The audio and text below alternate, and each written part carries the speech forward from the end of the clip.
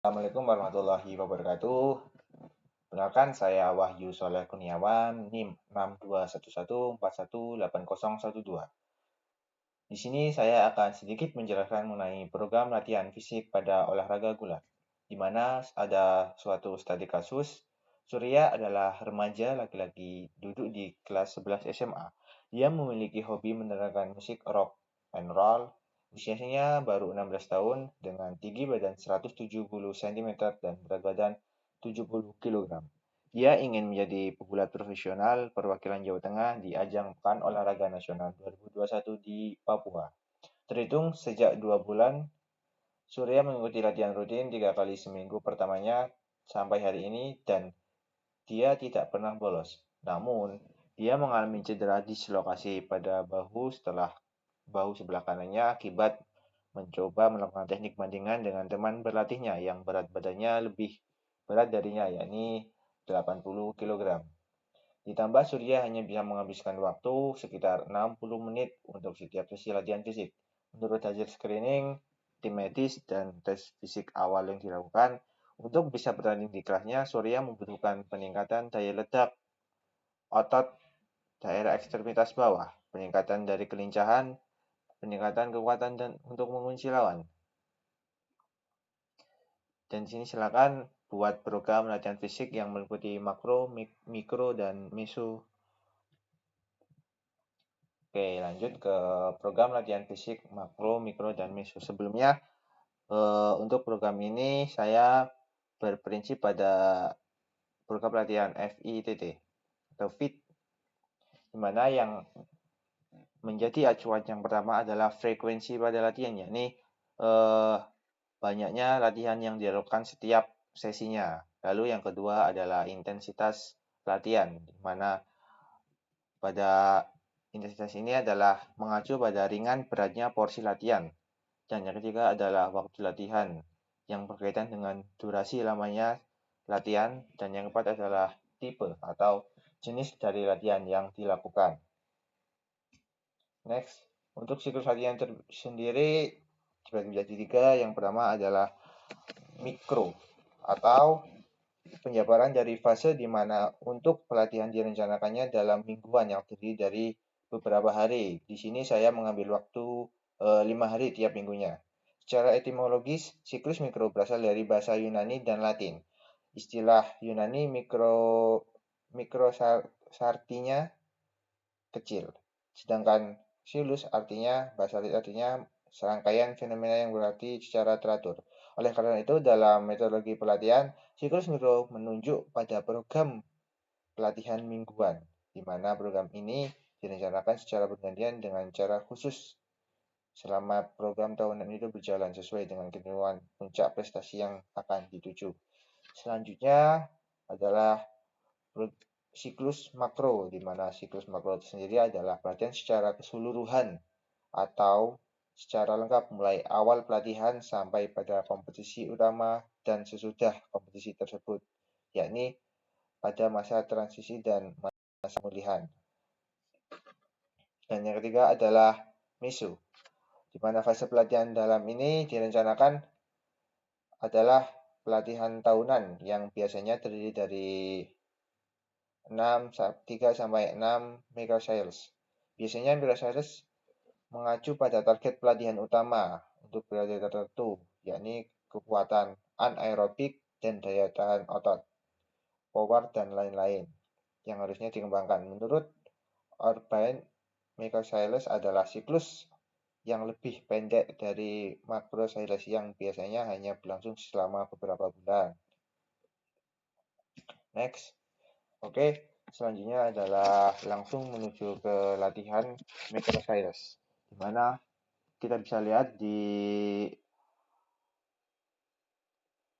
pada tabel di layar, yakni mulai dari hari Senin, Selasa, Rabu, Jumat, dan Sabtu, di mana saya memilih 5 kali latihan selama dalam seminggu, di mana setiap latihannya juga memiliki beberapa komponen. Lebih enaknya langsung saya ke share ke Excel.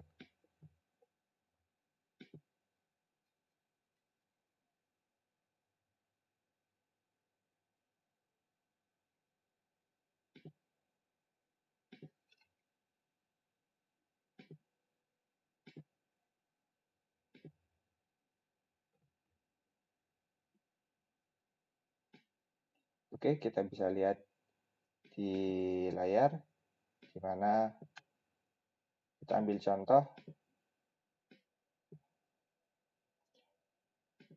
pada minggu pertama di hari Senin, di mana Surya melakukan latihan dengan tujuan utama adalah strength atau kekuatan, di mana bagian ekstremitas bawah akan dilakukan latihan penguatan yang terdiri dari pemanasan, latihan utama, dan pendinginan, di mana pemanasan memerlukan waktu sekitar 18 menit yang terdiri dari pemanasan statis, lalu jogging, dan juga pemanasan dinamis.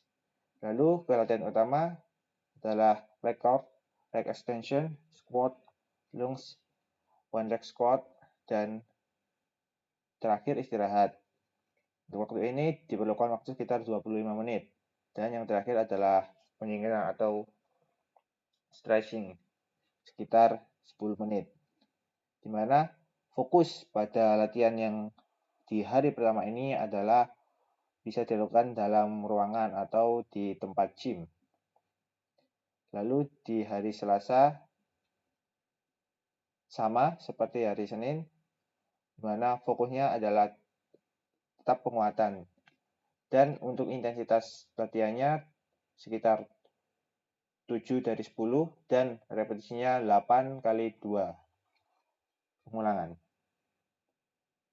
Lalu untuk hari Rabu, ini sedikit berbeda karena di hari Rabu latihan utamanya adalah strength and conditioning, di mana mencakup latihan utama jogging 12 menit, push up 8 kali 2 set, sit up, back up, squat thrust, dan wall squat kiri dan kanan sama 8 kali 2 set. Lalu di hari Jumat, di hari Kamis ada jeda untuk recovery 1 hari dan dilanjut di hari Jumat. Di hari Jumat tetap sama, latihan strength dengan intensitas dan frekuensi sama seperti sebelumnya.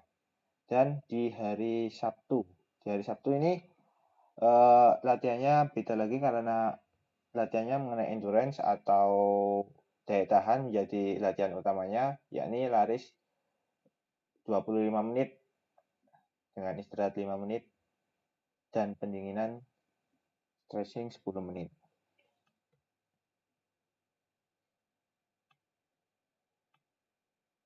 Ini adalah untuk minggu pertama. Untuk minggu kedua, ketiga, dan keempat di bulan pertama memang fokusnya adalah strength atau kekuatan. Lalu masuk ke bulan kedua,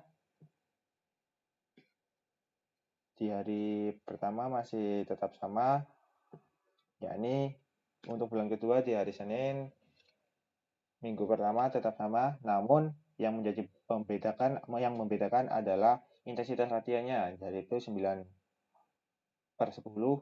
dari intensitas latihan, dan repetisi per setnya adalah 8 kali 4 set. Lalu ditambah lagi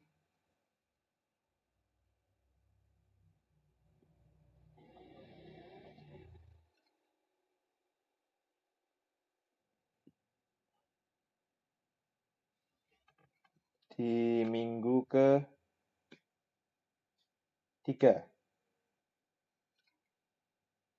mana di hari Kamis yang mulanya tetap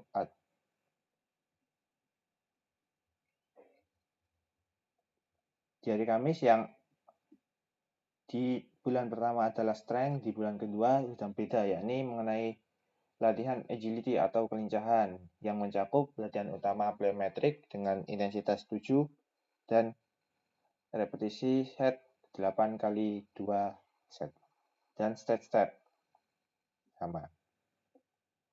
Oke, dan untuk minggu ketiga, untuk bulan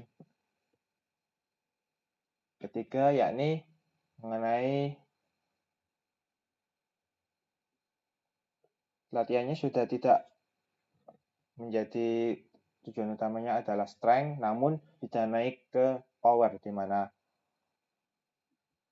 komposisi latihannya itu tetap, contoh di hari Senin, leg curl, leg extension, squat, lunge, one leg squat kiri dan kanan, sama. Namun di sini intensitas latihannya sudah naik menjadi 10 dan repetisi persennya dikurangi 8 kali 2 per set.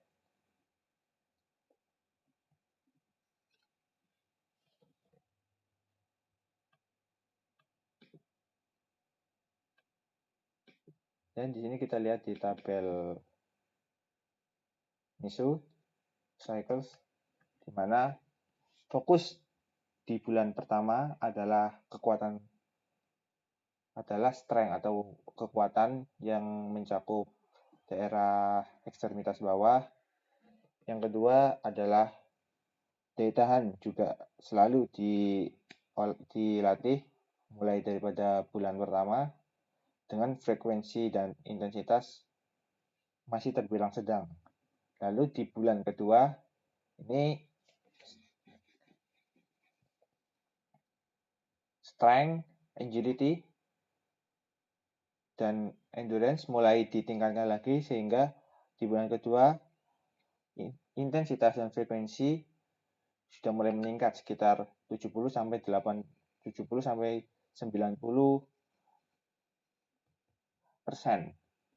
Dan di bulan ketiga ini strength sudah dihilangkan, namun diganti dengan atasnya lagi tingkatannya, yakni power, di mana power mulai di bulan ketiga awal sampai di bulan ketiga akhir, dan intensitas dan frekuensi latihan sudah mulai lagi sekitar 80 sampai 100%.